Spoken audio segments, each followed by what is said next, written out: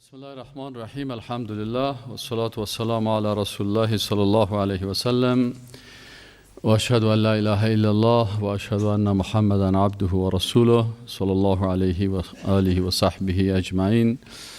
اما بعد، همیشه ما و شما شکر به بارگاه الله متعال بکنیم که الله متعال ما و شما را توفیق نصیب کرد که باز هم یک فرصت عمر از بسیاری کساست. همین فرصت از پیشش گرفته میشه، تمام پروگرامایش ختم میشه و که برای ما و شما الله متعال بازی فرصت داد که در درس توحید بشینیم و یاد الله شوه.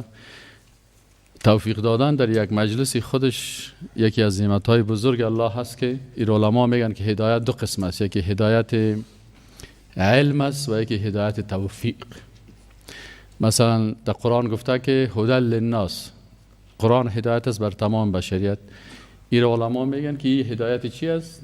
هدایت علم است. یک کافر هم که قرآن بخوانه میفهمه، یک انسان منافق هم قرآن میشنوه و میخوانه. هدایت برای هر کس از راهنمایی هست، اما هدایت توفیق است. باز الله متعال میگه هدی للمتقین، این کسی را که الله برش تقوا نصیب بکنه و ای باز هدایت شوه. این نعمت بسیار بزرگ الله هست. چرا بسیاری کسا عالم می باشن لکن عمل نمی کنن، در صف ضالین داخل میشن، مغضوب علیهم. علمای یهود بسیار علم داشتن لکن الله برشان توفیق هدایت نداده بود، با وجود علم خود اینا به ضد قرآن و ضد پیغمبر استاد شدن. پس از این خاطر ما و شما همیشه شکر بکنیم که الله متعال ما و شما را یک توفیق داده که در حلقات شناخت قرآن، در حلقات توحید اشتراک بکنیم، عقیده خود جور بکنیم. مثل که قاری صاحب محترم گفتن، ما و شما اصل درس ما موضوع 12 خلاصه شما براتون میگم. ما و شما گفتیم که رد مرض فکری و اعتقادی پرستش انسان‌های وفات شده بود. و سر از این 3 بحث کردیم که بحث اولش اسباب پرستش بود، دومش معالجه امراض است و سومش وقایه و معالجه در احادیث، دومش در آیات قرآن است و سومش در احادیث رسول الله صلی الله علیه و سلم. بحث اول ما و شما خواندیم در درس گذشته که اسباب پرستش انسان‌های وفات شده بود. سبب اولش هم گفتیم افراط در محبت شخصیت ها بود، سبب دومش مکر شیطان بود، سبب سوم ازی که ما و شما خواندیم جهل به کتاب الله و روش پیغمبران الله سبحانه و تعالی بود. سبب چهارمش تعصبات بود، تعصبات مختلف که سبب میشد که انسان بت پرست و قبر پرست شود. ما در راه پدرای خود روان هستیم. سبب پنجمش مکر شیطان های انسانی بود، مثل پولس و عبدالله ابن سبا یهودی و دیگرها که اینا آمدن مکارگی کردن و سبب چی شدن؟ گمراهی مردم شدن. سبب ششمش تجارت به دین است. شما همیشه سعی کنین کسایی که به بت پرستی و قبر پرستی زیاد گرایش دارن، علت اساسیشان چی است؟ تجارت است. نمیخواد که اون پولی که از این طریق برش در جیبش مفتهمی از دستش بره. سبب هفتمش انتقال رهبریت دینی به جاهل است. اذا اسند الامر الى غیر اهله فانتظر الساعه. هر وقت که یک کار به غیر اهلش سپرده شد منتظر قیامت باشین. از علامات قیامت چی هست؟ که رهبریت دینی به کی انتقال پیدا میکنه؟ به انسانهای جاهل. در طول تاریخ هر وقتی که یک انسان جاهل این رهبریت دینی را به دست خود گرفته، دین خراب کرده. سبب هشتمش نسبت دادن افعال خالق به شخصیت هاست. بسیاری وقتا شفا دادن به مخلوق نسبت میده. چرا به این قبر میری؟ میگه این مرا شفا میده. برای هر قبر یک نام خاص گذاشته بودن در جاهلیت. اینی قبر که بری، این برای دندان دردی است، اینی به سردردی است، اینی که نافت رفته باشه اینجا بری نافت جور میکنه، اینی دیگه که گشتم خورده باشید این گشتمک هست. اینی اصطلاحات را که در عصر جاهلیت بود، اونمو اصطلاحات دوباره تکرار میشه و رسول الله صلی الله علیه و سلم برای ما و شما گفته که در امت ما هم کسایی پیدا میشن که قدم به قدم، خطوه به خطوه پیروی از اون کارهایی را میکنن که یهودیا کرده بودن. کلگی نه، اما کسایی که منحرف میشن، مثل که در بین یهود مردمایی که منحرف شدن. اینا چرا قبر پرستی و بت پرستی میکنن؟ به خاطر ازی که خلق کننده او را میدانم. میگه بر ما بچه بته. میرفتن پیش قبرها، پیش بتها، در بتخانه ها و در اینجا میرفتن و در قبرستان ها میرفتن و اونجا از اون شخصیت های خوب که قبرش می بود با زور میگفتن که برای ما بچه بده یا مرا شفا بده یا تقدیر مرا تغییر بده، یا سر از اونا توکل میکردن و محبت و خوف و رجا. و این درس گذشته بود که ما شما خواندیم. بحث دومی که ما شما شروع کرده بودیم معالجه مرض فکری و اعتقادی در قرآن عظیم شان و احادیث رسول الله صلی الله علیه و سلم است. آل مرض اسبابش بیان کرد. الله متعال بر ما معالجه میکنه. شما ببینین اگر در این مرض مبتلا هستین اینی علاجش، اگر نیستین خدا وقایه کنین، کوشش کنین که در این مرض ها مبتلا نشین. در این قسمت چند مطلب گفتیم میخواریم. یک مطلبشی بود که شخصیت قرآن عظیم شان و احادیث رسول الله صلی الله علیه و سلم بیان میکنن که تمامی شخصیت ها مخلوق هستند و آیات قرآن هم ما شما خواندیم که قل انما انا بشر مثلکم.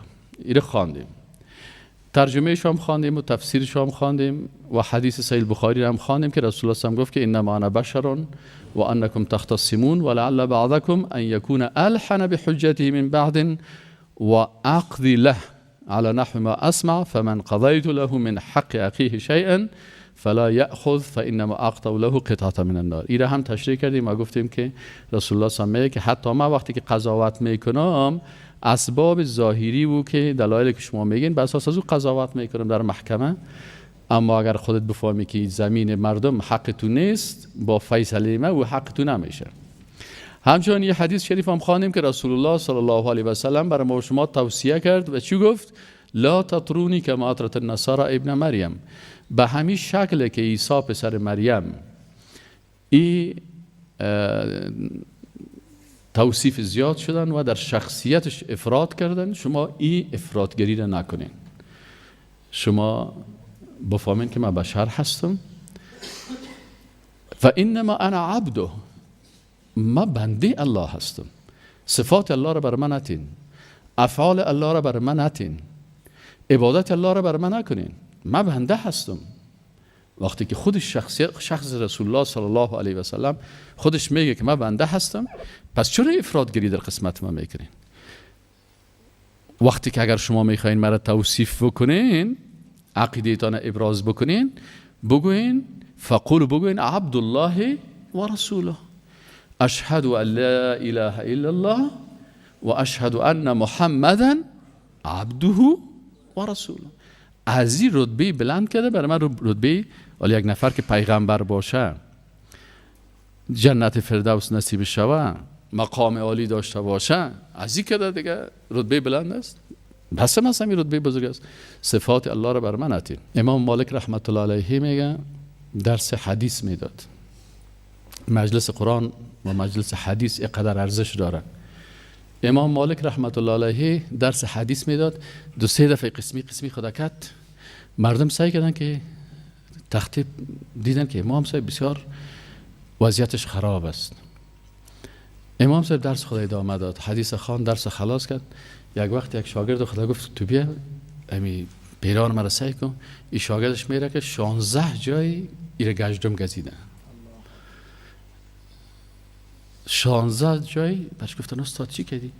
گفت که والا من نخواستم که یک حدیث رسول الله صلی الله علیه و سلم قطع کنم، بی‌ادبی کنم، به خاطر که مرا جانم درد میکنه. 16 جای بدنش گشتم میخوره. و ما و شما به خاطر یک زنگ تلفن و هم که بیرون میریم، بسیار شاید یک کسی غلط کرده باشه، مجلس درس خراب میکنیم، اوش استاد خراب میکنیم، باز کپک میبراییم، باز پس مدراییم، باز میم در جای خود میشینیم، ذهنیت کلگی را خراب میکنیم، نصف درس از پیش ما میره، آیت قطع میکنیم. مجلس درس ادب خدا داره که آدم وقتی که داخل شد فورا تلفن خدا قطع میکنه. و از روز اول گفتیم کسی که نه آمده میمان از خیر است، اما دوستایی که از روز اول آمده برشان گفتیم که حداقل به خاطر ادب با کتاب الله و سنت رسول الله صلی الله علیه و سلم نباید درس مزاحمت بکنی و حلقه درس خراب بکنی. تلفن تا گل کن. وقتی که به درس آمدی بر دوستایت بگو که من 11 تا 12 یک درس دارم، ما خودم همین قسم کردیم، گفتیم که من 11 تا 12 درس دارم، تلفن ما بند است. خلاص کسی که زنگام زد میگم من خبرتون گفته بودم، باز بگو کدام گپ ضروری داری، بعد از درس هم میشه. خب بعد از اینکه ایره هم با شما خوانیم، مطلب دومش گفتیم که این شخصیت‌های بزرگ بنده الله هستند. ایرا ما با شما خواندیم که اینا بنده های الله هستند و در آیات آمده بودن. من دوباره تکرارش نمیکنم. مطلب سومی که بخوانیم او را امروز بخیر او را میخوانیم، این است که این شخصیت های بزرگ نفع و ضرر به کسی رسانده نمیتونن. از کجا میگن که اینها به کس نفع و ضرر رسانده نمیتونن؟ در سوره جن آیت 21 است. قل اینی لا املک لکم ضرا ولا رشدا. بگو من نمیتوانم هیچ گونه زیان و سودی به شما برسانم و به هیچ وجه نمیتوانم گمراهتان سازم یا هدایتتان کنم. قل اینی لن یجیرنی من الله احد ولن اجد من دونه ملتحدا. قل بگوی رسول الله صلی الله علیه و سلم بر از این مردم، اینی مکه استم، لن یجیرنی من الله احد، هیچ کس نمیتونه مرا پناه بده از الله، ولن اجد من دونه ملتحدا، و بغیر از الله ما پناهگاهی یافته نمیتونم. الا بلاغا من الله ورسالاته ومن يعص الله ورسوله فإن له نار جهنم خالدين فيها أبدا.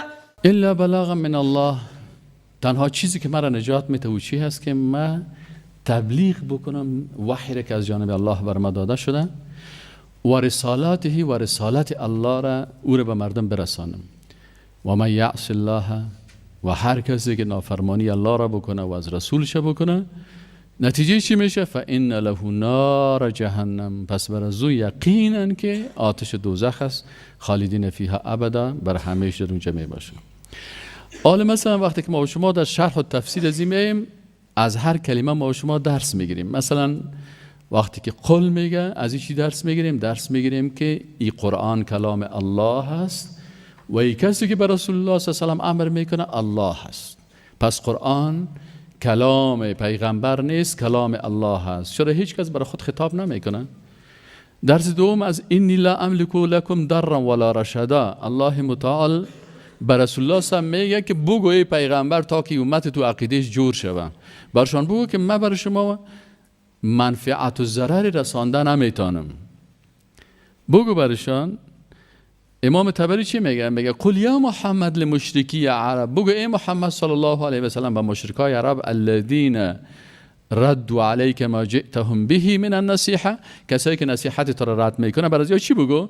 بگو اینی لا املک لکم ضرا فی دینکم ولا فی دنیاکم، من مالک از این نیستم بر شما ضرر برسانم در دین و دنیایتان. من نمیتونم، من پیغمبر هستم، فقط تبلیغ میکنم، نمیتونم. ولا رشدن ارشدکم، و همچنان من شما را هدایت کرده نمیتونم. انما علیک البلاغ و علینا الهدى، اینال ما بر شما منفعت در دین و دنیایتان بجز از تبلیغ، که تبلیغ برتان میکنم، اما هدایت کار کی است؟ کار الله است. لان الذی یملک ذلک، این گپ امام طبری است.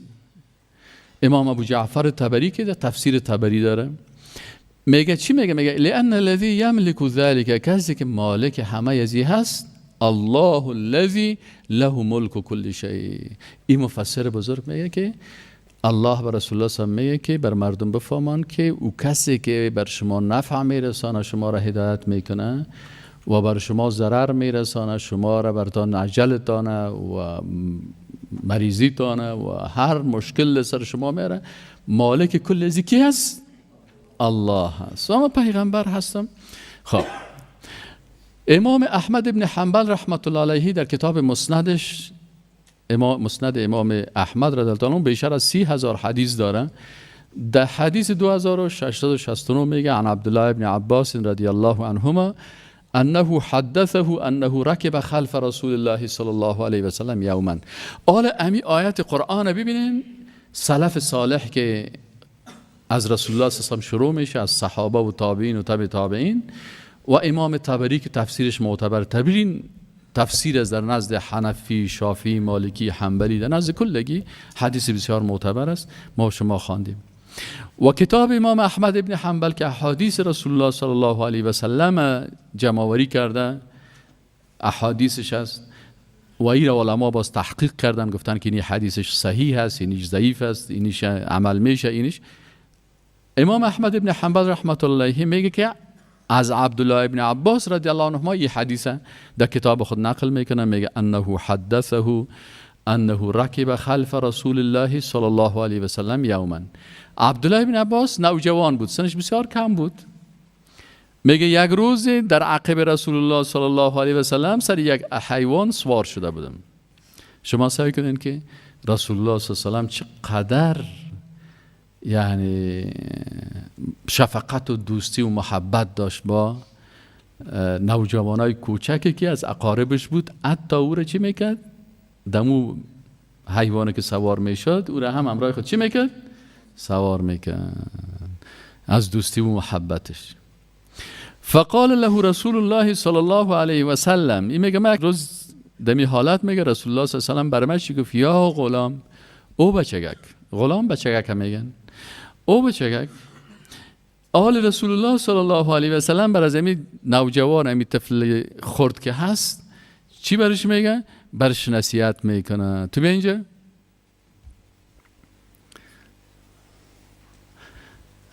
چطور هستی؟ درس یاد گرفتی؟ چی یاد گرفتی؟ انال رسول الله صلی الله علیه و سلم این یک نوجوان رو پیدا میکنه، این ما برات میگم، باز از پیش داخل پرسان میکنم سیز.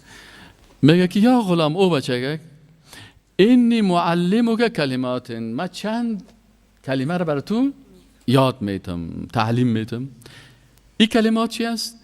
احفظ الله یحفظک، همیشه الله را در یاد داشته باش، الله تو را حفظ میکنه. الله را فراموش نکن. هر وقتی که الله را یاد داشته باشی، الله تو را چی میکنه؟ حفظت میکنه. احفظ الله تجده تجاهک، الله را به یاد داشته باش، با الله باش، هر جای الله را پیدا میکنی. هر جایی که باشی الله همراه تو هست و در هر حالت همراه تو کمک میکنه. و اذا سألت، وقتی که سوال میکردی، طلب میکردی، فاسأل الله، از کی بخوای؟ از الله بخوای. و اذا استعنت، وقتی که کمک میخواستی، از کی کمک بکنی؟ فاستعن بالله، از الله کمک بخوای. واعلم، یک گپ دیگر هم برات بگویم، رسول الله صلی الله علیه و جوان میگه یک گپ دیگر هم خوب به یاد داشته باش که ان الامه لو اجتمعوا على ان ينفعوك لم ينفعوك بشيء الا بشيء قد كتبه الله لك. اگر کل امت دست خود یکی کنه و بخوای بر تو یک منفعت برسانه، کمک بر تو کردن نمیتونه مگر چیزی که الله برات نوشته کرده.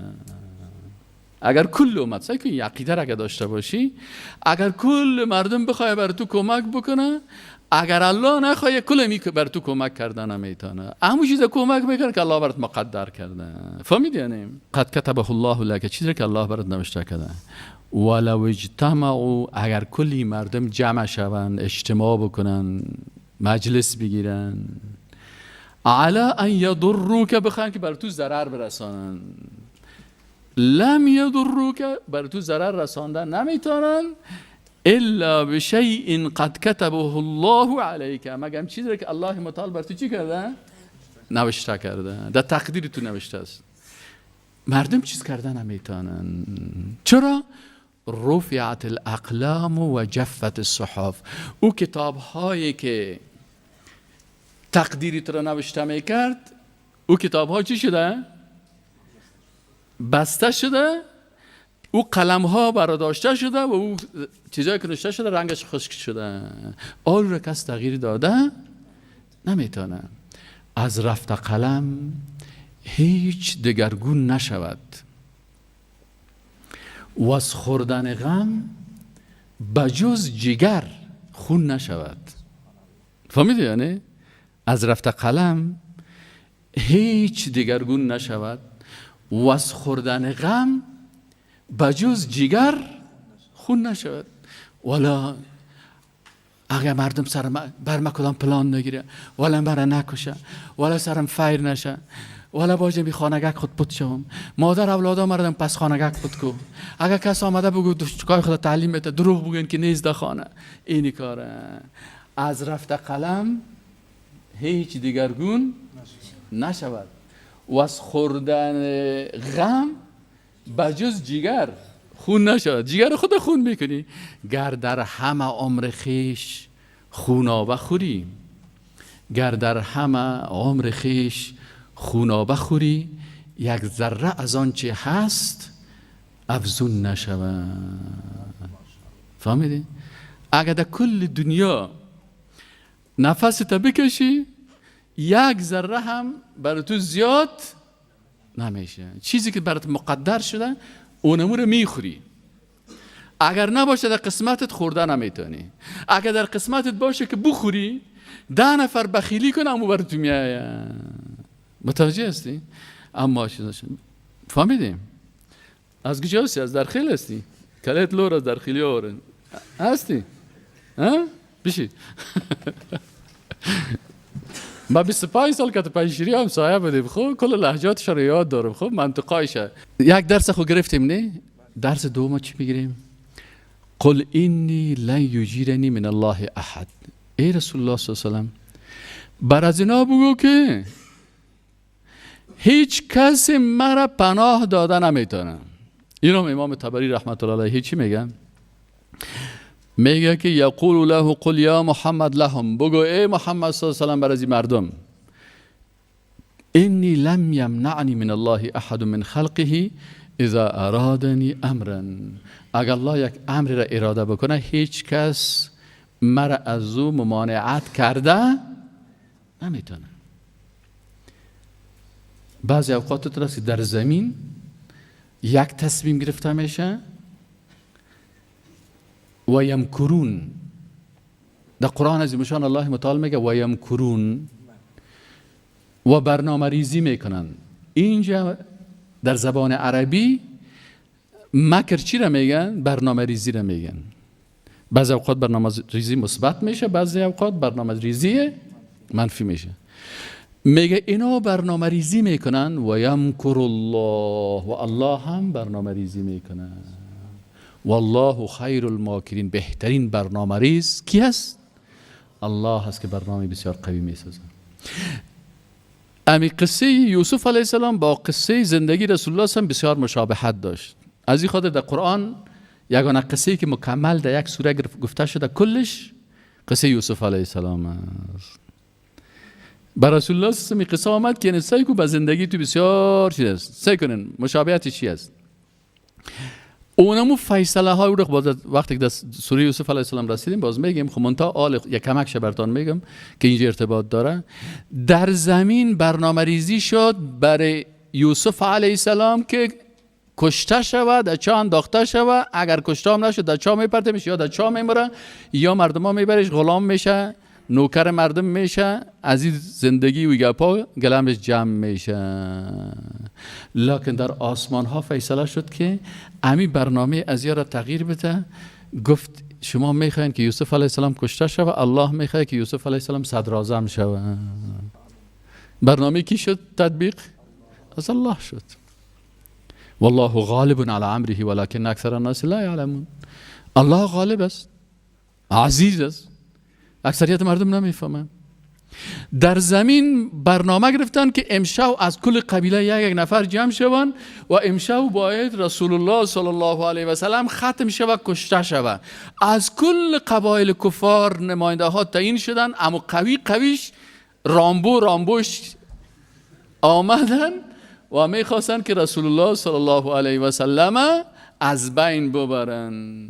کل از اینا که آمدن الله متعال فیصله کرد که اینمی شب است که در تاریخ بشریت یک انقلاب قوی میه که حتی تاریخ جدید در بشریت ایجاد میشه که تاریخ هجری قمری هست. این تاریخ می باشه که این پیغمبر که یا میخوان بکشن مبرزی ریاست حکومت اسلامی را میتونم که تاریخ اروپا و امریکا و آسیا و جهان تغییر بده. داد نداد. لکن با وجود از این هم الله متعال میگه که در قسمت پیغمبر شما افراط نکنین. فهمیدین یعنی؟ برشان بگو که اینی لن یمنعنی من الله احد من خلق اذا ارادنی امرا. اگر الله یک کار را بخواه هیچ کس ممانعت کرده نمیتونه. ولا ینصرنی منه ناصر، هیچ کسی از الله بر من نصرت کرده نمیتونه. اگر الله بخواه که من از این دنیا زندگی من ختم بکنه هیچ کس نمیتونه که امرای من کمک بکنه. و ذکر ان هذه الآیه انزلت علی النبی صلی الله علیه و سلم.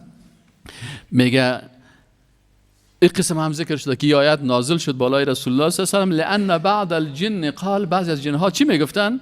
انا اجیره، من پیغمبر پناه میتم. اگر مشکل پیدا شد کس میخواست ایره بزنه یا بکشه من پناهش میتم. انا اجیره. وقتی که این جن گفت که من ایره چی میتم؟ پناه میتم.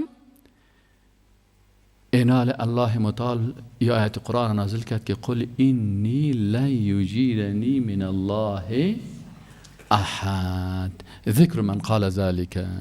این کسی که گپ گفته در جواب هزو این قسم ذکر شد. فهمید یعنی؟ اینجا ذکر کرد کسی را که امی گپ از کی زده؟ اما کدام کسی از جنها بودن. پس بسیاری کسایی که وابسته بر جن هستن این آیت قرآن اگر بفهمه تسلیم جن و شیطان ها نمیشه که مرا ولا جن پناه بده و مرا خلاص کنم. چطور بده؟ علامه ماوردی رحمت الله علیه چی میگه؟ میگه لا یجیرنی مع اجارت الله لی احد. وقتی که مرا الله پناه بده هیچ کسی به امرای پناه دادن الله مرا پناه دادن نمیتونه. تو چی کاره هستی؟ مرا الله پناه میده. ولا یجیرنی مما قدره الله علی احد.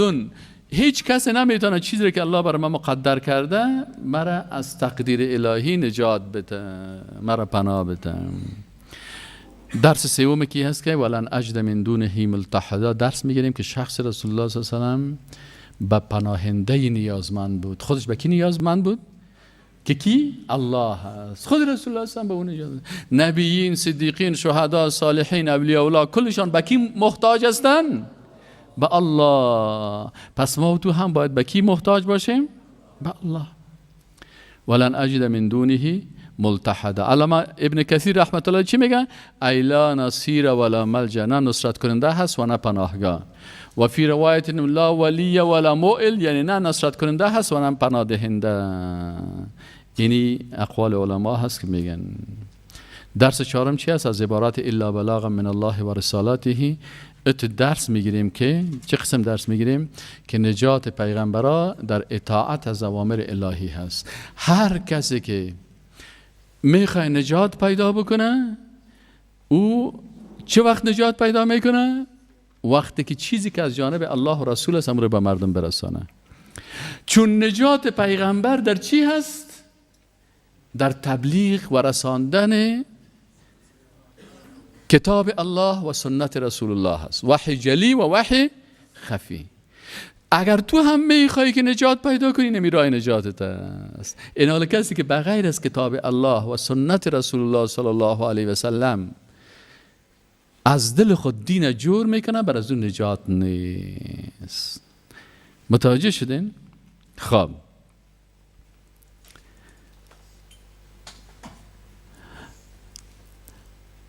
مطلب چهارمی که ما و شما میگیم او چی است؟ این شخصیت های بزرگ غیب نمیفهمن. این شخصیت های بزرگ غیب نمیفهمن. در سوره یونس در آیت 20 ويقولون لولا أنزل عليه آية من ربه فقل إنما الغيب لله فانتظروا إني معكم من المنتظرين.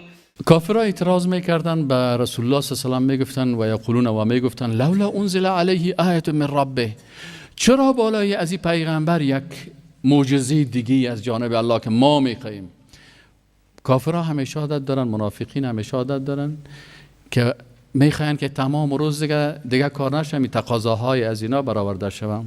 اصلا یا نمیخوان هدایت شون، منتها به خاطر ازی که در گمراهی خود اصرار بکنن، باز بهانه جور میکنن. نه قرآن خود معجزه است، دیگه بر ما قرآن معجزه بیار. گفتن شق القمر، او هم که سعی کردن گفتن نه یوری هم قبول نداریم، دیگه معجزه بر ما بیار، دیگه معجزه بر ما بیار. انال الله متعال میگه که و یقولون این مردمای بیدین میگن که لولا انزل علیه آیت من ربه، چرا آیت، چرا معجزه دیگی از جانب الله نمیه؟ فقل ای رسول الله برشان بگو که انما الغیب لله، این معجزه در تصرف کی هست؟ الله هست. من نمیفهم، غیب است. اگر الله کدام معجزه را نازل بکنه مربوط به علم غیب الله میشه. الله میگه انما الغیب لله، اینجا هست که غیب مخصوص الله هست. ما غیب نمیفهمم.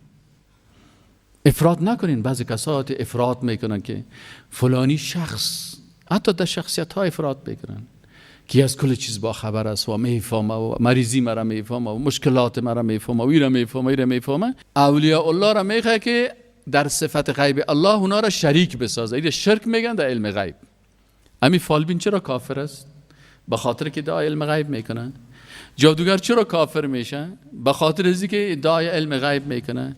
کسی که مراجعین فالبینا و تعویذگرا هست چرا کافر میشه؟ به خاطر ازی که او ادعای علم غیب میکنه کافر میشه و این اقرار به زبان میکنه و تصدیق به قلب میکنه که راست گفت. فهمید یعنی؟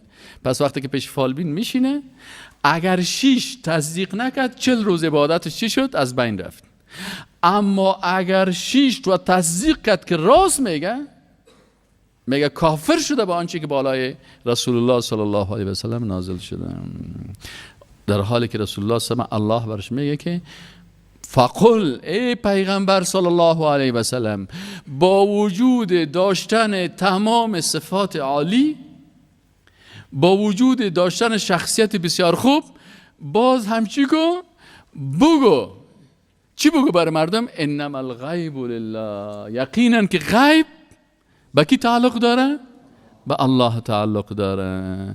انما الغیب لله. اینا علمای نحو را که بفهمین تفسیر قرآن چه قسم میشه؟ تفسیر قرآن اول تفسیر قرآن به قرآن میشه، دوم تفسیر قرآن به حدیث میشه، سوم تفسیر قرآن به اقوال صحابه میشه. متوجه هستین؟ باز صحابه و تابعین و تابع تابعین و باز بعد از او تفسیر قرآن توسط زبان عربی میشه. زبان شناسی، نحو یاد داشته باشی، صرف یاد داشته باشی، بلاغت یاد داشته باشی. فهمید یعنی؟ بدیع و بیان حسینی را علمای بزرگ میخوان تا که قرآن درست بفهمن.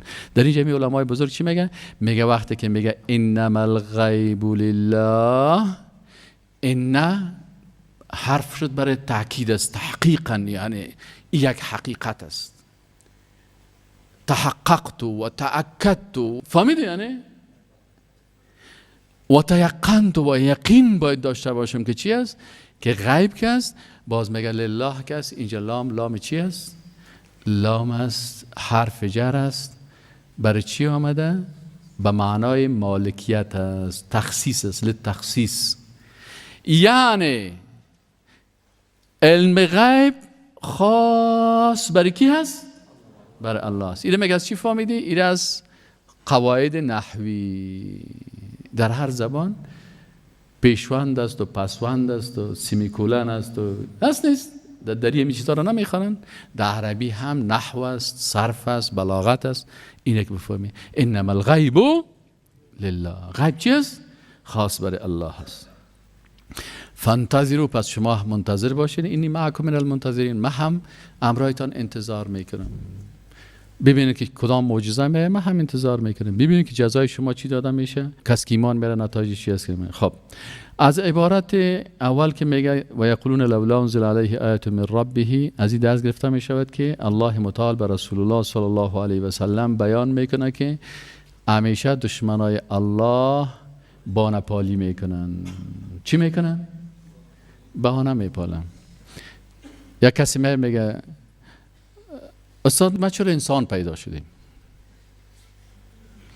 یک جای روان بدیم، یک کسی سر یک مرکب سوار بود، یک دو دانه دستک هم سرش سوار کرد، یادم خوب چاق بود. و یک دانه میخوام گرفته بودی مرکب بیچاره هم تو چخ قدم میرفت، اما طرف کوی رو بالا میکردی دیگه، این مرکب به بسیار سختی دیگه بالا شده میرفت. دمی از این نفر از من پرسان میکنه استاد ببخشین امی چرا الله متعال مرا چیز خلق کرده انسان؟ گفتم شکر کن که این تو مرکب نبودی، اگر این تو چاق آدم در تخته پشت سوار میشد، این میخکا میگرفت چخت میکرد دستکام بود سرت بار. شکر بود که انسان ساخته چیز کرده. این دیام اعتراض میکنه چرا نماز صبح 2 رکعت است، چرا نماز پیشین 4 رکعت است؟ این کلش سوالای شیطانی هست. وقتی که مسلمان هستیم ما آمنا و سلمنا، گفت نماز بخواین نماز میخوانیم، گفت که نماز صبح 2 رکعت فرض است 2 رکعت میخوانیم، گفت نماز پیشین 4 رکعت فرض است میگیم خلاص 4 رکعت آمنا و سلمنا. اما این که میخیزی چرا این قسم است چرا اون قسم است، باز بعد که چرا رو شروع کرد باز خودش دیگه رو شروع میکنه که مثلا این 33 بار سبحان الله و 33 بار الحمدلله و 34 بار الله اکبر بعد از نماز گفتن این کم است، 3000 مرتبه بگو. دیگهش میگه که 5000 مرتبه بگو. یک وقتی در زندان خب یک کسی گفته بود که یک نفر اگر مچم 9000 مرتبه کدام سوره را برشان گفته بود که 9000 دفعه بخوان باز تو از زندان خلاص میشی. این دزد و کی صبر و اختطاف چی دیگه کلشان یک تسبیح یک قسم پیدا کرد، تو این قسم یک تقق میکنه دیگه خواندم. ما رفتم مرا گفتن استاد نمیخوام، گفتم نه. چرا؟ گفتم الله متعال بر ما قرآن نازل کرده، گفته قرآن شفا هست و رحمت است به شرطی که تو به قرآن ایمان داشته باشی. اونجا دوزی میکنی و قتل میکنی، اینجا باز میای 9000 مرتبه قل اعوذ برب الناس میخوانی. گفتم 50000 هم بخوانی، قرآن میگه که ولا یزید الظالمین الا خسارا. به ظالم قرآن چی میرسانه؟ خساره. تو ایمان بر که بر شفا و رحمت شود. تو خب بیدین هستی. ایش گفتم زحمت نکشین، قرار خودتان بکنین. قصه شان که بگین خوب قتل کرده که رفتیم نفر رو تو گرفتیم که تو کشتیمش که تو بردیمش که قسم کردیم، خوب قصایش هم میکنه. با وجود دیگه هیچ کار نداره که ما قسم میکنه، باز دیگه جریان قصه دیگه تسبیح دیگه دستش تک تک تک تک تک تک تک تک و ننزل من القرآن ما هو شفاء و رحمت للمؤمنین، خاص برای مؤمنین هست. اما برای ظالم چی است؟ ولا یزید الظالمین لا خساره. ظالمه که برش قرآن هم ختم کنی قرآن در فرقش میزنه، تکت تکش میکنه. خب درس دوم که از عبارات فقل است که همیشه الله متعال از رسول الله صلی الله علیه و آله دفاع میکرد و جواب تمام مکارگی های از اونا را الله متعال برش میده. درس سوم از اینم الغیب بود که ما شما گفتیم که غیب فقط برای کی هست؟ با الله هست. اول در این مسئله علم غیب 2 موضوع را باید ما و شما بفهمیم در موضوع علم غیب.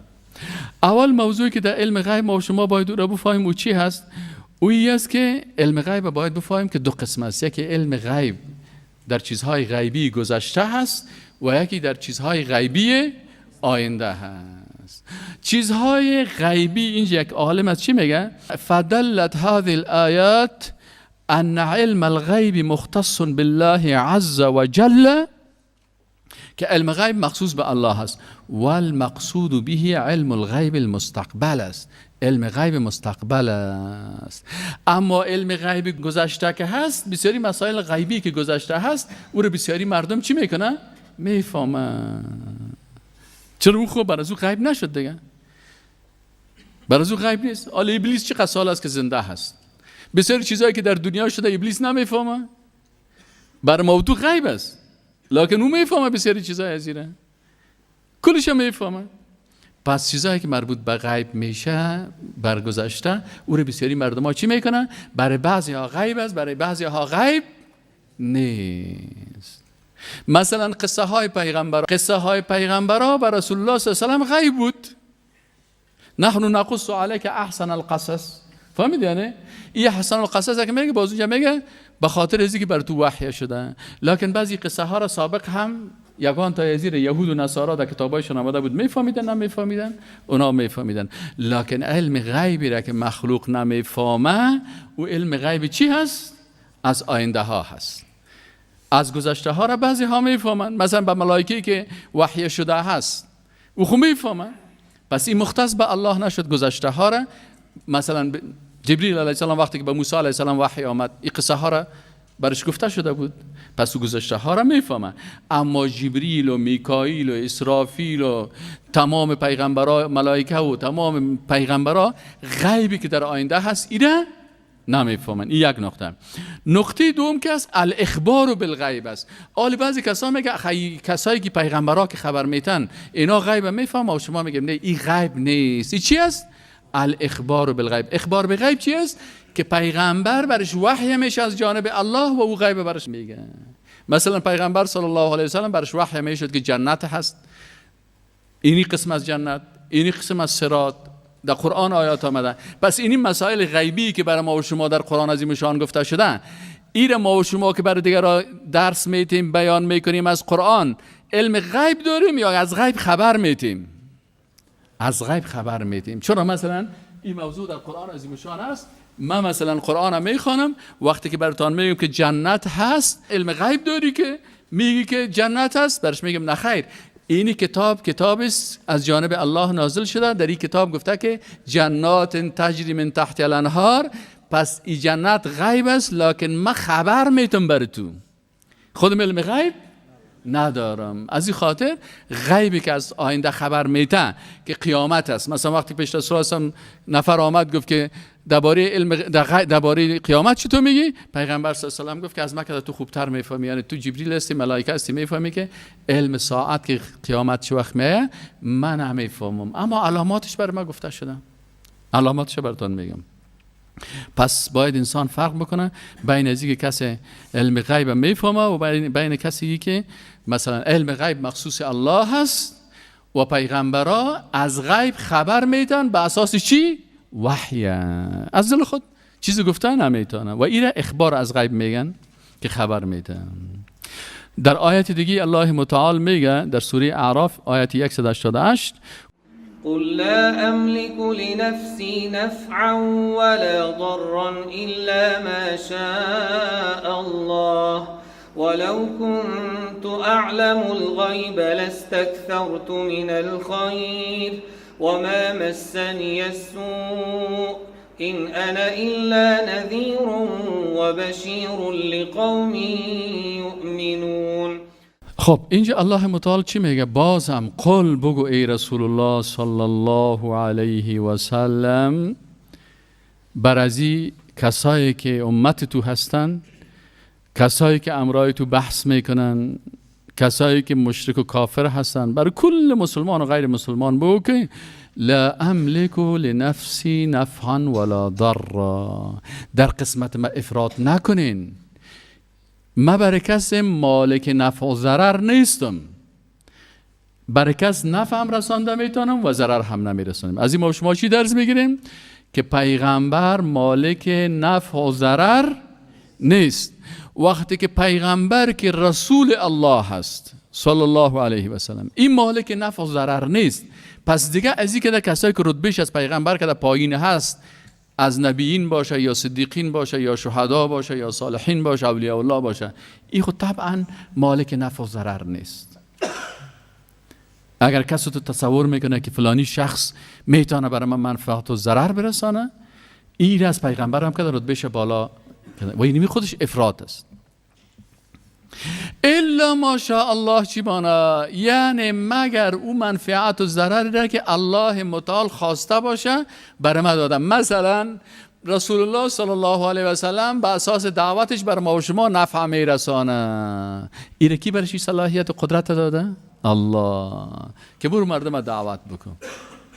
رسول الله صلی الله علیه و سلم با دعایش میتونست که بر صحابه چی کنه؟ خیر برسانه. رسول الله صلی الله علیه و سلم در روز قیامت میتونه برای ما و شما مطابق حکم الله که برش اجازه بده شفاعت بکنه، برای ما یک منفعت برسانه. این از چی درس گرفته میشه؟ از الا ماشاء الله. یعنی اگر من خود مالک نفع و ضرر نیستم در حقیقت، رسول الله صلی الله علیه و سلم میگه بگو، لکن چیزی که الله بخواد باز او صورت ما بر شما منفعت و ضرری رسانده میتونم. مثلا رسول الله صلی الله علیه و سلم به امر الله وقتی که جهاد میکنه ابو جهل و ابو لهب هلاک میکنه، ضرر شد نشد، لکن همین به امر کی شد؟ به امر الله شد.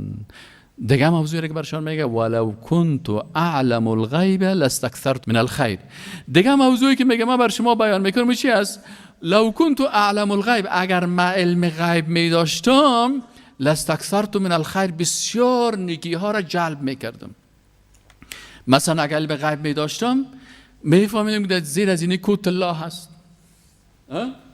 میفهمیدم که این دشمنا اینی وقت سر من حمله میکنه، میفهمیدم که اینی حادثه این تو میشه، میفهمیدم که چه وقت عمر رضی الله تعالی عنه را فلان نفر کت کارت میزنه. وقت برشان خبر میدم که عمر فکرت باشه اونجا یک نفر است به نامش ابو لولو است، مجوسی هست، اینی باز کارت میگیره، کارتش هم زهردار است، ترا میکشه. احتیاط بکنی که اگر کس را به نام ابو لولو دیدی پیش ازی که ترا غرض بگیره گردن خودش برش بزن. لکن من علم غیب نداشتم. حالا اگر عمر رضی الله تعالی عنه علم غیب می داشت به شهادت می رسید، پس رسول الله صلی الله علیه و الله برش میگه برشان بو ولو کنت اعلم الغیب، اگر من علم غیب می داشتم، غیب می فهمیدم، لاستکثرت من الخیر، بسیار کارهای خیر و خوبی که به منفعت ما بود او رو من انجام میدادم. اگر رسول الله صلی الله علیه و میفهمید که مثلا در احد اق صحابه کشته میشن، اگر میفهمید که در بدر امراه سرزیران تو یک حمله میشد، رسول الله صلی الله علیه و برآمد گفت ما میریم در مقابل این قافله استاد میشیم، اما خبر نداشت که این تو یک جنگ بسیار خطرناک میشه. و در بسیاری حادثات ما شما میبینیم که پیغمبرها برشان. یوسف علیه السلام در بین چه افتادگی هست، یعقوب علیه السلام دیدن نمیتونیشه. یوسف علیه السلام در قصر زندگی میکنه، خوراکای لکس میخوره و ساعتش خوب تیر است، خوب در قصر زندگی بسیار عالی داره. آل یعقوب علیه السلام از غم و درد و جگرخونی و فراق از او چشماش چی میشه؟ پرده سفید پایین میکنه. حالا اگه علم غیب میداشت خب میگه فنوز بچه که مامون رفته در خارج، در مصر مثل خارج بر وقت بود، اون اونجا رفته خوب لکس ساعتش تیر است، مامون چیز کنیم. این حال بسیاری مادرها وقت پرسانش میگه چطور از بچه‌ت؟ میگه والا بچه من در فلانی جای رفته و اینا خوب ساعتش تیر است، اون یگان دفعه که نانم میخوره نشان میده مرا که این تو نان میخوره، این تو لباس است، این تو خی یعقوب علیه السلام اگر میفهمید که بچه‌ش در مصر رفته آرام هست در بین قصر است، صدراعظم شده. این یوسف علیه السلام صدراعظم شده، کل اختیارات مصر به دستش است، لکن پدرش اینجا چی میکنه؟ جگرخونی میکنه و گریه میکنه. قرآن چی میخواد بگه برای ما از قصه یعقوب علیه السلام؟ برای ما میگه اگه شما قرآن شناس هستین، پیغمبرها علم غیب ندارن، اولیاء الله علم غیب ندارن. این چیزها رو شما از دل خود سرشان تومت میکنین و اونا هیچ وقت نگفتن. خود رسول الله صلی الله علیه و آله میگه که اگر من غیب میفهمیدم لاستکثرت من الخیر و ما مسنی السوء، اگر من غیب میفهمیدم هیچ خرابی بر من نمیامد که دندانم شکسته شود، در احد برم مثلا حتی زریح ها در پیشانی رسول الله صلی الله علیه و آله وقتی که زدن زریح ها اینجاش رفته بود و خون می آمد از پیشانی رسول الله صلی الله علیه و آله، از دندانایش خون می آمد و در یک چقوری افتاد و مشکلات دید و سختی ها را دید. اگر من علم غیب می داشتم از تمام از این کارهایی که بزد من میشد من چی میکردم؟ جلوگیری میکردم. حالا بعضی مردم ها میگه والا فلانی نفر است کمی خارجی ها را سعی تو توپا میزنه، کوکی در کدام توپ زدن؟ والا فلانی شخص است که از این پیش قبرش تیر شوی که موسیقی را چالان بانی موتر تا 4 لول میته. مفتمالی چرا سر امریکایی ها قار نمیشه که چند تا تانک امریکایی را یک مسلمان کلمه میخونه یک روز غلطی کرد رفت یک خواندن چالان کرده بود دور وقت موترش لول میته. او کافره که اینجا آمده و اشغال کرده و ظلم کرده و جنایت میکنه و قتل میکنه.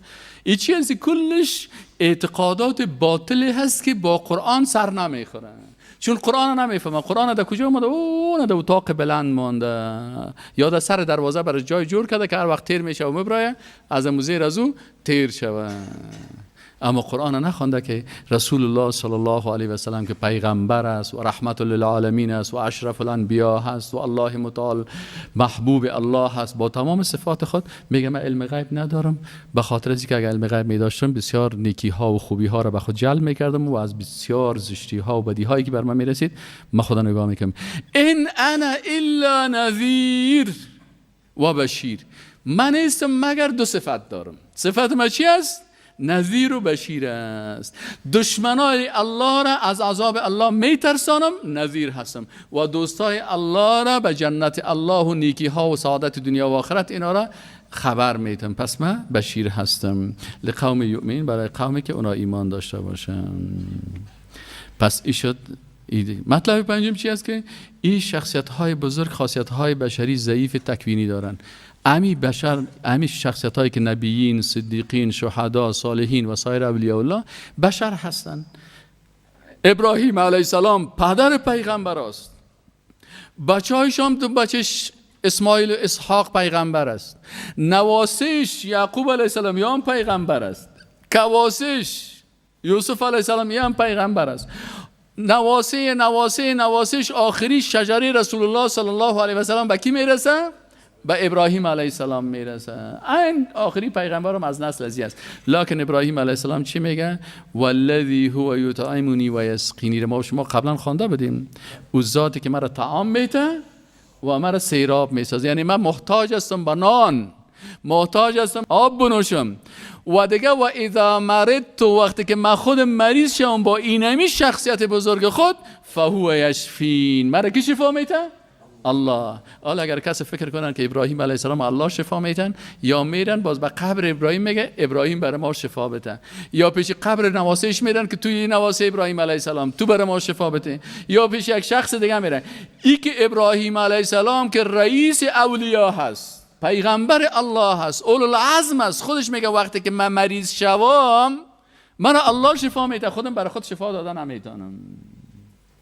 ببین چقدر اعتقادات بسیار مردمایی که سطحی با قرآن برخورد میکنن، احساساتی برخورد میکنن، تحت تاثیر رواجها هستند، تحت تاثیر قصه های دروغی و خرافی هستند، چقدر عقیده از اینا در تضاد با قرآن هست. این انسان اگر در روز قیامت در مقابل الله ایستاد شود، در مقابل ابراهیم علیه السلام ایستاد شود، در مقابل رسول الله صلی الله علیه و سلم ایستاد شود، چی جواب میده؟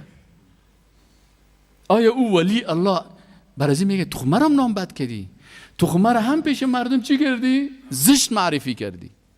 چرا این کارا کردی؟ من کی بر تو گفتم که من بر تو شفا میدم؟ کدام روز ما برات گفتیم؟ ابراهیم علیه السلام. آل حکمت چی است که الله متعال بر ما گپای ابراهیم علیه السلام در قرآن ذکر میکنه که او مردم سعی کنین که ابراهیمی که پیغمبر اولوالعزم است، پیغمبری که خودش و بچه‌هاش و نواسیش و کواسیش و آخرین اولادش که رسول الله صلی الله علیه و آله است، اینا هم پیغمبر هستند، از خانواده اولیاء الله هستند، خودشان میگن که و اذا مرضت فهو یشفین. از این خاطر که مردم در افراطیت داخل نشه، یک تعداد تو فکر کردن که ولای پیغمبر صلی الله علیه و سلم، حتی در عصر پیغمبر صلی الله علیه و سلم، یک تعداد جوانات فکر کردن که پیغمبر صلی الله علیه و سلم کسی خود پیغمبر است، او بیادر او قریسه این پیغمبر است، این شاو خاو نمیکنه تا صبح عبادت میکنه. اما تو تصور کردن و فکر میکنن که پیغمبر صلی الله علیه و سلم تمام سال روزه میگیره و این پیغمبر ازدواج هم نمیکنه، ترک دنیا میکنه، قرار هیچ همسر نداره. انس رضی الله عنه میگه، امام ترمذی رحمت الله علیه در حدیث نمبر 3217 روایت میکنه از انس رضی الله عنه میگه ان نفرا من اصحاب النبی صلی الله علیه و سلم قال بعضهم، بعض از چی گفتن که لا اتزوج النساء، ما دیگه ازدواج نمیکنم، چرا؟ من دیگه ملنگ شدم، خلاص بیادر. یک دونه چپن بر ما بیارین، یک 15 16 تا چپن، یکی دو تا هم خب بس نمیکنه به خاطر که خوب عرق بوی بودم و گنده بوی بودم، ما دیگه ازدواج نمیکنم. و قال بعضهم لا اكل اللحم، دیگه گفت من دیگه هیچ وقت گوشت نمیخورم. چرا؟ من به خاطر از اینکه زهد بکنم، تقوا بکنم، من گوشت نمیخورم. و قال بعضهم لا انام على فراش، من چی میکنم؟ من دیگه هیچ سر فرش و سر توشک و سر قالین یا خو نمیکنم، همیشه میرم سر یک سنگ خودم میپرتم تو خو کردم میرم. و قال بعضهم، بعضی دیگه‌شون گفتن اصوم فلا افطر، من روزه میگیرم هیچ دیگه طول سال همیشه روزه دار میباشم. بعضی جوان هم احساساتی هستن، نه؟ یکیش میگه من دیگه بیادر زن من نیست دیگه، زن نمیکنم، الا کردم. چرا تو بوی میتی؟ هیچ حمامم نمیرم، غسلم نمیکنم دیگه. یا 3 ماه شده که من تو ملنگ هستم. خب نه ملنگ نیستی، اصلا پلنگ هستی. فبلغ ذلك رسول الله صلی الله علیه و سلم، گپ بعضی از جوانا و کسایی که احساساتی برخورد میکردن و افراطیت میکردن در شخصیت پیغمبر و یا در دین، این گپشان به رسول الله صلی الله علیه و سلم رسید. فحمد الله و اثنى علیه. رسول الله صلی الله علیه و سلم خطاب برشان میکنه، اول حمد الله را میگه، ثنای الله را میگه، ثم قال ما بال اقوام یقولون کذا و کذا. چی شده این مردم که قسم گپا میزنه که من ازدواج نمیکنم، من تمام شو عبادت میکنم، من هیچ مثلا ازدواج نمیکنم، من هیچ خو نمیکنم، همیشه روزدار میباشم، این گپا را میزنه. لکن من که هستم که پیغمبر الله هستم، اصلی و انام. اینی وسطیت دین است. عمد شو نماز میخوانم، نماز شام میخوانم، نماز خفتن میخوانم، نفل آمد میخوانم، تهجد میخیزم میخوانم و انام، لکن باقی مانده شو چی میکنم؟ خواب میکنم. این وسطیت اسلام است. و اصوم و افطر. روزه هم میگیرم، لکن وقتی که شام آذان داده شد، شام داخل شد، افطار میکنم. ادونیست که مثلا من روز و شو اما تو دوام دار. بعضی روزه میگیرم، ماه مبارک رمضانه مکمل روزه میگیرم. وقتی که 6 روز از شوال بود ایره هم میگیرم. روز عرفه هم اگر حاجی نبودم روزه میگیرم. روز عاشورا هم دیگرها مثلا او شربت تقسیم کنم، من روزه میگیرم. صحیح نه؟ این اما دیگر روزهای سال، روزی عید و روزهای خوشی و دیگر روزها چی است؟ افطار میکنم نرمال، نان چاش میخورم که فامیلم میباشم. و اتزوج النساء، و به همراه همسرای خود ازدواج هم کردیم، ازدواج هم میکنم. اینمی روش و زندگی، اینمی اسلام هست که ما، اینمی حکم الله هست که من رسولش هستم و بر ما آورده شده. اینمی اسلام است. فمن رغب عن سنتی، هر کسی که رغب بدبینی کنه عن از سنت من. امیر رغبه فکرتان باشه، اگر رغبه دو معنا میته، رغبه فی، رغبه عن. یک وقت من در مدرسه درس میخوام، یک کس مرا دمی بند انداخت. یگان تا رو عادت داره نمیگه والا فلانی تو یک سوالش کنیم بند پرتی میشه. در روز اول که من صاحب رفتم، یک تا 6 تا بود، امیر یاد گرفته بود، مرا پرسان کرد، یاد نداشتم، بند انداخت. من پیشری کلگی مرا بیاب کرد. حال شما را بند نپرده، یگان تا همه تو است. این قاعده نحوی چی است؟ میگه رغبه که از دو معنا داره. رغبه فی یک چیز خوشش آمد، رغبه عن اگر فی داخل کردی به معنای خوش آمدن است، اگر عن گفتی رغبه عن یعنی بدش آمد. یک کلمه دو معنا را میده. این خواص زبان عربی هست. پس اینجا در حدیث چی آمده؟ رغبه فی آمده یا رغبه عن؟ فمن رغب عن سنتی، پس هر کسی که چی میکنه؟ بدبینی میکنه، خوشش نمیه سنت ما، فلیس منی، یا هیچ از امت من نیستن. بعضی کسا که اصل به نام قرآنی هست، میگه ما قرآنیون هستیم، سنت چی کنیم؟ رسول الله صلی الله علیه و میگه فمن رغب عن سنتی فلیس منی. کسی که سنت مرا قبول نکنه، کسی که حدیث رسول الله صلی الله علیه و قبول نکنه، کسی که روش رسول الله صلی الله علیه و قبول نکنه، این هیچ از امت رسول الله صلی الله علیه و سلم میگه امت من نیست. اون دوستای خدای ناراض.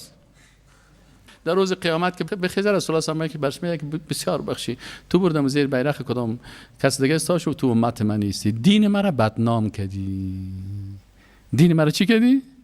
چرا؟ بدعتکارا که هستن یا دشمن رسول الله صلی الله علیه و سلم هستن، سر الله و رسولش تهمت میکنن. از این خاطر رسول الله صلی الله علیه و سلم از این خاطر میگه که بدعتکار تا وقتی که از بدعت خود توبه نکنه، الله هیچ عبادتش قبول نمیکنه. پس اینی افراطیت منجر به چی میشه؟ منجر به بدعت میشه. افراط در شخصیت پیغمبر و اولیاء الله سبب شرک میشه. افراط در احکام دین سبب چی میشه؟ بدعت میشه و کلش ضرر است و کل بدعت دلاله. این حدیث هم شیخ البانی گفته که حدیث چی است؟ صحیح است. امام مسلم روا مسلم فی صحیحی تحت رقم 1302. امام مسلم در حدیث شماره 1302 خود میگن علقمته، از ان علقمه میگه. علقمه رو چرا علقمتی نخواندیم؟ میگن گپای نحویان بگم، میگن تا ملاستان خوششان میباز میگه نه ولی این گپ گفتی خوشم اومد. علقمه به خاطر از اینکه چی است؟ به خاطر از اینکه غیر منصرف است، تأنیث است و علمیت. از این خاطر ان علقمتی نمیگیم. قال عبدالله رضی الله عنه صلی رسول الله صلی الله علیه و سلم قال ابراهیم زاد او نقص. میگه یک وقت رسول الله صلی الله علیه و سلم نماز خواند، یک کسی به نام ابراهیم، یک صحابی بود و گفت ای رسول الله صلی الله هاشم در نماز خود زیاد کرد یا کمی کرد؟ فلما سلم، وقتی که رسول الله صلی الله علیه و از نماز سلام دور داد، قیل له یا رسول الله احدث فی الصلاه شیء، گفت یا رسول الله صلی الله علیه و آیا در نماز چیز نوآوری شده؟ یعنی کدام زیادت و کمی آمده؟ قال و ما ذاک، گفت چی شده؟ قال صلیت کذا و کذا، تو چی کردی؟ اینی جای یک اشتباه کردی در نماز. قال فثنى رجلیه واستقبل القبله، میگه پس رسول الله صلی الله علیه و پاهای خدا چی کرد؟ دور داد، روی خدا به طرف قبله کرد. فسجد سجدتین، چی کرد؟ پای خدا جمع کرد، دو سجده کرد. ثم سلم، بعد سلام داد. ثم اقبل علینا بوجهه، باز روی خدا طرف ما دور داد. فقال انه لو حدث فی الصلاه شیء، اگر در نماز کدام تغییر می آمد، مثلا 4 رکعتی 2 رکعت میشد یا 2 رکعتی 4 رکعت میشد یا کدام، انبأتکم به، من پیش از اینکه نماز بخوانم شما را خبر میکردم. ولکن انما انا بشر، ما بشر هستم، امو ضعیفی هایی که بشر داره در وجود ما هم است. و او چی است؟ انسا کما تنسون. رسول الله صلی الله علیه و آله آیت قرآن را تفسیر کرد نکرد که انا بشر مثلکم انسا کما تنسون، من هم فراموش میکنم اما قسمی که شما فراموش میکنین. فاذا نسیت فذکرونی، اگر من فراموش کردم شما چی کنین؟ بر من به یاد برین، برام بگوین که اینی قسمت نماز، اینی رکعت از پیش تو مان که باز ما باید تکرار بخوانم. و اذا شک احدکم فی صلاته، اگر یکی از شما در نماز خود شک میکنه، فلیتحرى الصواب، کوشش کنه که خوب فکر کنه که مثلا یک کس شک میکنه 3 رکعت خوانیم یا 4 رکعت خوانیم، شک کرد، میگه زیاد کوشش کنه که امو ثواب حق پیدا کنه که نیست این ها. ثم فلیتم علیه، با اونمو ثوابه که اگر متيقن شد که 3 رکعت خوانده 4 رکعت بخونه، 1 رکعت دیگه هم بخونه. اگر متيقن شد که نه 4 رکعت تکمیل کردیم خلاص. ثم اگر غلطی کرده بود باز ثم لا یسجد سجدتین، فهمید؟ یعنی باز دو چی کنه؟ سجده بکنه. و قال نبی صلی الله علیه و سلم انما انا بشر مثلکم انسا کما تنسون فاذا نسیت ذکرونی. مطلب پنجم چی بود؟ که این شخصیت های بزرگ به اعتبار زندگی دنیوی میمیرند، لکن به اعتبار زندگی برزخ یا زنده هستند. این ان شاء الله تعالی در روز بعدی میخوانیم. و السلام علیکم و رحمت الله و برکاته.